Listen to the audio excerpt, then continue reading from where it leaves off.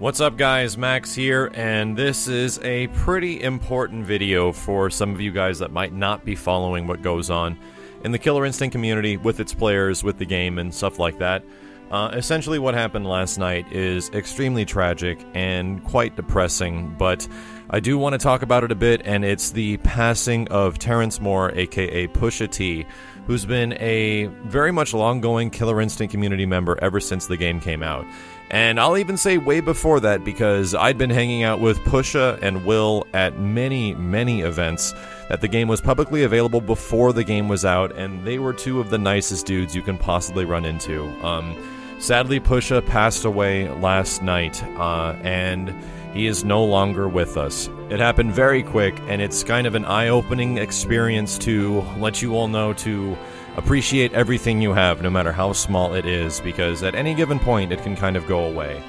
But what I don't want is this to be a depressing moment, something that is full of sadness and like the loss of Pusha. I want it to be more about the things that he loved and the things that made him feel like a friend to me, even though I really didn't meet the guy or see the guy that much. I met him maybe on the occasion about 10 to 15 times throughout Killer Instinct community events, and I'll tell you, throughout the process of me meeting him and talking with him and hanging outside Super Arcade after hours when they're closed and just discussing things, to them being extremely generous to me, him and Will, he's a genuinely good dude. It's really hard to find extremely genuine people sometimes, but he is really, honestly, just one of the most genuine people that absolutely loved something and expressed his love for something, and when you talk to him, you could feel it. You can easily feel what he felt when you were able to discuss things like Killer Instinct and stuff like that. Oh no, that white ender!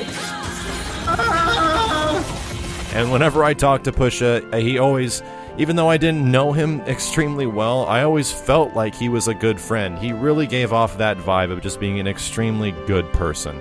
So what I want this to be about is about his life, about the stuff that he loved, and we're going to do the same tonight.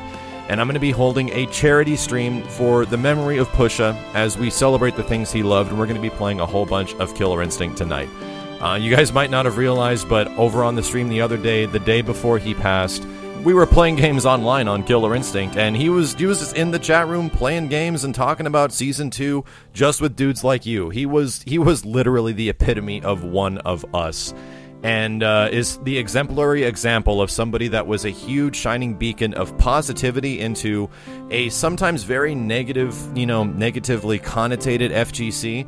But if there is one thing about the fighting game community that sometimes has a bad rap, and it's that there is something else that counters it, and it's that when something tragic happens or something happens that's out of the blue and is affecting a certain person or has affected a lot of people, since we're a small community, we're kind of niche, it kind of affects everyone. Even though one small thing between a variety of games, no matter if it's Killer Instinct, anime games, Mortal Kombat, Street Fighter, I don't care.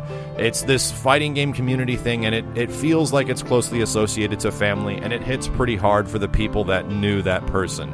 For some reason with fighting games, I don't know if this happens as much with any other competitive genre, but I'm sure it does. But the elements that put together for competitive camaraderie really hit hard, and you kind of relate with these guys a lot, and they, even though sometimes you don't feel like you knew them and everything they did, you knew something about them that they loved, and you loved it just the same, and to have them not around anymore, that's where it hits deep. So like I said, everyone, if you want to donate to the charity for PushaTee's family and friends, especially the funeral services, because that stuff can be very expensive, I have the amazing luxury of having fans and people that follow this channel that have been so extremely supportive over the past year that it absolutely blows my mind. And I've done a lot of different things before for like charity events and fundraisers for arcades and certain people. But this is one of those situations, guys, where I'm going to ask for your help, and if you have anything that you would like to spare for someone that was an extremely good person towards Killer Instinct, its community, and overall just humanity in general, Terrence, aka PushaTee, absolutely deserves it, and his family does too.